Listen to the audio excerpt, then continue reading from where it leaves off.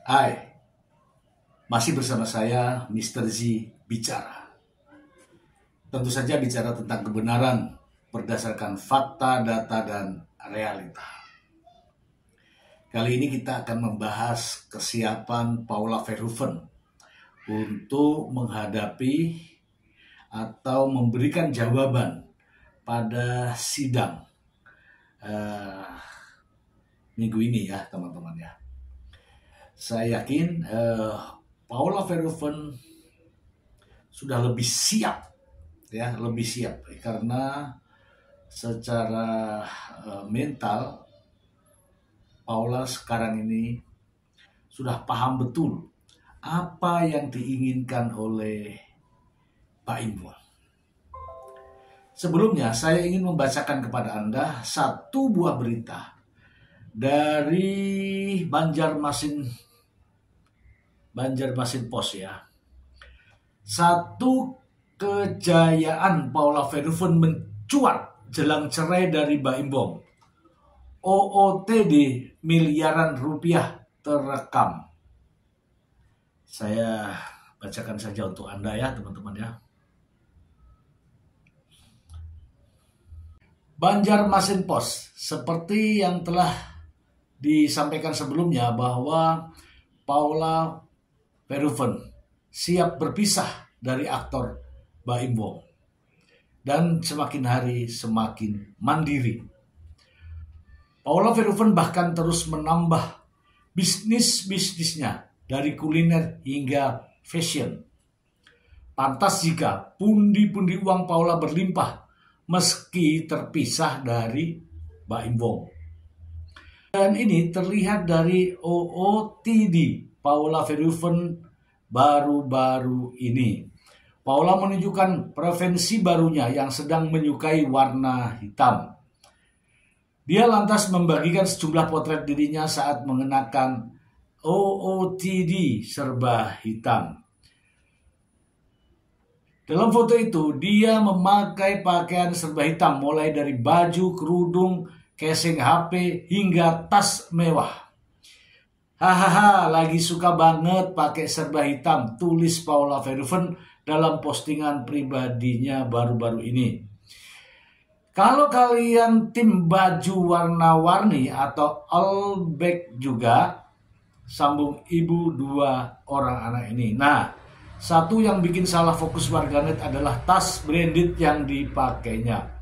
Paula memakai tas Hermes Kelly Celir 25 bag sini alligator gold hardware. Tas mewah ini diketahui punya harga selangit. Berdasarkan Madison, harga Hermes Kelly Paula itu mencapai 80.500 US dollar. Jika dirupiahkan maka tas Hermes dari kulit alligator yang dipakai Paula tersebut mencapai 1,28 miliar rupiah. Wow. Murah ya, murah. Mahal maksudnya. Tak pelak postingan ini rame dikomentari warganet. Mama Pau, tasnya bagus banget. Aku lebih fokus ke tasnya Mama Pau. Pasti mehong. Bisa buat beli 1 unit perumahan di kampung itu harganya, ujar yang lain. Sebelumnya Paula Verhoeven bersiap meluncurkan brandnya sendiri. Melalui akun Instagram pribadinya, Paula mengungkapkan keinginannya yang sudah lama dipendam untuk memiliki clothing brand sendiri. Dulu waktu baru jadi model, aku suka amazed dengan orang-orang yang mempunyai clothing brand sendiri. Tulis Paula dalam unggahannya. Setiap kali bawain baju mereka,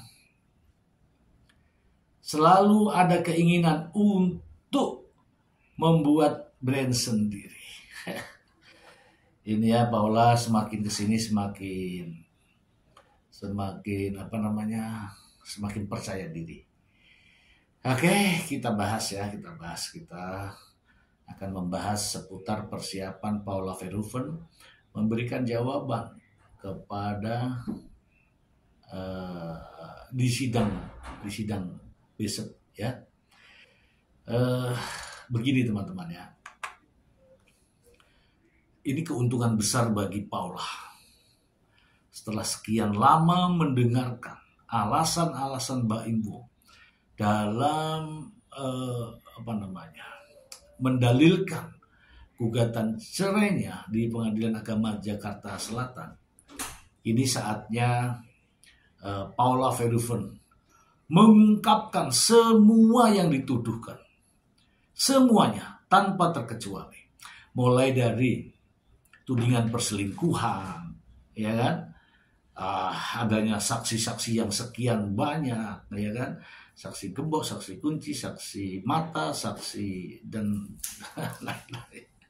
Saksi palsu. Ya, ini ya, pada kesempatan ini adalah terbuka lebar Paula Verhoeven untuk menanggapi ya semua yang diutarakan oleh pihak Mbak Imbo. Dan hakim harus adil ya teman-teman ya. Ketika beberapa hari persidangan yang kemarin, Mbak Imbo diberikan kesempatan untuk sekian lama, ya mungkin saja Paula Verhoeven pun akan diberikan kesempatan yang sama. Namun lebih bagus ya menjawab dengan simple ya, yang jelas apa yang dituduhkan pasti akan terbantahkan. Seperti contoh, ini ya contoh ya. Kalau Anda menuduh saya selingkuh, mana buktinya? Kapan dan di mana? Saat itu saya sedang berpakaian apa? Dan orang itu yang selingkuh itu pakaiannya apa? Kemudian kalau check in di hotel, katakanlah gitu ya, check in di hotel ya, nomor berapa kamarnya? Mana bukti pemesanannya? Dan itu semua harus, menuduh orang itu harus jelas. Tidak bisa menuduh orang tanpa alasan, tanpa bukti. Itu satu. Yang kedua,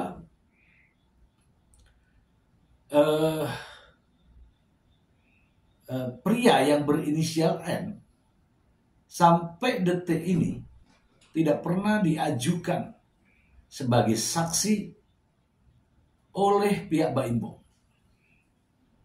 Sementara kesaksiannya sangat dibutuhkan, baik di sidang pengadilan maupun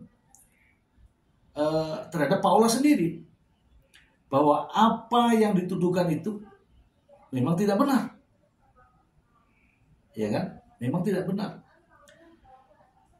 Banyak hal yang harus diceritakan di sini. Bagaimana mengenai transferan, bagaimana mengenai keberadaan dia di rumah, bagaimana dan seterusnya. Tentu saja hal ini akan menjadi perhatian hakim. Dan Paula Verhoeven saya yakin sudah mempersiapkan semua ini. Terakhir ada tudingan terhadap Paula Verhoeven adanya trauma anak terhadap ibunya. Paula Verhoeven pasti sudah bisa menjawab. Dengan adanya ahli-ahli yang 3 orang ini, ya katakanlah itu ahli yang terpaksa mungkin ya, atau dipaksakan. Karena tidak bisa dengan ahli ngomong sesuai keahliannya. Faktanya anak-anaknya justru sayang sama ibunya. Demikian juga sebaliknya. Nah, ini semua yakin dan percaya Paula Verhoeven akan membuktikan. Terkait dengan tudingan perselingkuhan, karena saya melihat ya sang pengacara menyampaikan bahwa ada 83 bukti, ya kan? Kemudian ada 12 saksi dan ada 3 saksi ahli. Semua itu tidak ada terkait dengan perselingkuhan. Ya, saya kasih contoh bukti itu mulai dari 1 sampai 83. 1. KTP. 2. Buku nikah. 3. KK. 4. Kartu kartu jaminan atau kartu kesehatan. Ya, yang kaitannya berdua ya. 5. Sertifikat tanah. 6. Bisnis-bisnis dan sebagainya. Itu sampai ke 83, termasuk ditambah kelahiran anak, ya, akta kelahiran anak. Kemudian ditambah lagi dengan bukti rumah sakit dan sebagainya. Ditambah dengan keterangan dari psikologi anak. Akhirnya 83. Nah sekarang, itu bukti, foto, video, catatan. Kalau catatan jelas tidak ada hubungannya dengan perselingkuhan. Catatan malah ya belanja ini ya. Kalau foto, video mungkin ya, kalau ada fotonya. Nah masalahnya, tidak ada satupun yang berkaitan dengan perselingkuhan. Kalau tidak ada, jelas semua tidak sesuai dengan rencana. Yang berikutnya teman-teman, saya melihat makin kesini ya, Paula beberapa kali tidak pernah hadir di persidangan. Maksudnya beberapa kali tidak hadir di persidangan. Artinya bukan berarti dia masa bodoh, bukan. Dia mewakilkan pengacaranya dan dia memantau terus perkembangannya. Adapun pengacara Paula Verhoeven, Alfon Kurnia Palma, pastilah berkomunikasi dengan Paula. Ada tuduhan nih, ada tuduhan seperti ini, gimana? Nggak benar. Ada tuduhan begini, nggak benar.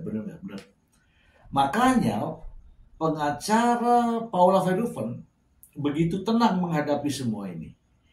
Bahkan dalam satu kesempatan dia mengatakan, tidak ada kejadian apa-apa, tidak ada sesuatu yang terjadi, dan tidak ada yang dilakukan perbuatan negatif. Artinya apa? Kita semua juga semakin yakin. Saya sebagai penggemar, mungkin juga teman-teman sebagai penggemar, semua semakin yakin bahwa Paula tidak melakukan perbuatan yang dituduhkan. Dan ini jelas ini Alfon akan ungkapkan di dalam persidangan ya yang akan berlangsung. Jawaban-jawaban semua ini nantinya akan mematahkan semua dalil yang telah diucapkan atau didalilkan oleh Mbak Im Wong melalui pengacaranya Fahmi Bahmin. Terkait beberapa tuduhan lain termasuk diantaranya adalah di tempat yang eksklusif, ya kan? Ya, semua akan terpatahkan. Ya, karena ya pada dasarnya Paula Verhoeven tidak melakukan perbuatan yang dituduhkan. Saya sudah ulas kemarin terkait dengan Mbak Im Wong. Mungkin ada rencana lain di balik ini semua, saya tidak tahu. Tetapi kini saya melihat ya, ini secara global saya melihat begitu banyak dukungan warga masyarakat Indonesia terhadap Paula Verhoeven luar biasa. Dukungannya luar biasa, dan hal ini menambah keyakinan Paula Verhoeven. Semakin hari semakin pede nampak terlihat di medianya. Ya, semoga saja apa yang diucapkan Paula Verhoeven ketika memberikan tanggapan atas tuduhan perselingkuhan, bahwa semua yang dituduhkan itu tidak benar. Kalau itu Paula pertahankan, maka seluruh rakyat Indonesia akan memberikan support kepada Paula Verhoeven. Terakhir, Paula semakin yakin bahwa setelah ini dirinya akan menjadi bekas mantan, akan menjadi janda. Demikian juga Mbak Im Wong akan menjadi duda. Ya, kita tidak tahu apa yang terjadi di kesempatan nantinya, karena yang namanya jodoh itu juga di tangan Yang Maha Kuasa. Dan saya yakin Paula Verhoeven akan menatap, akan melangkah mengarungi hidup dan kehidupan ini menjadi lebih baik. Kami, saya, dan teman-teman semua pasti akan memberikan dukungan penuh kepada Paula. Oke, itu teman-teman kita tunggu bagaimana jawaban-jawaban dari pengacara Paula terkait dengan tuduhan-tuduhan, dalil yang diajukan oleh Mbak Im Wong di Pengadilan Agama Jakarta Selatan. Yang jelas akan ada kejutan untuk mematahkan dalil dari Fahmi Bahmid. Semoga bermanfaat.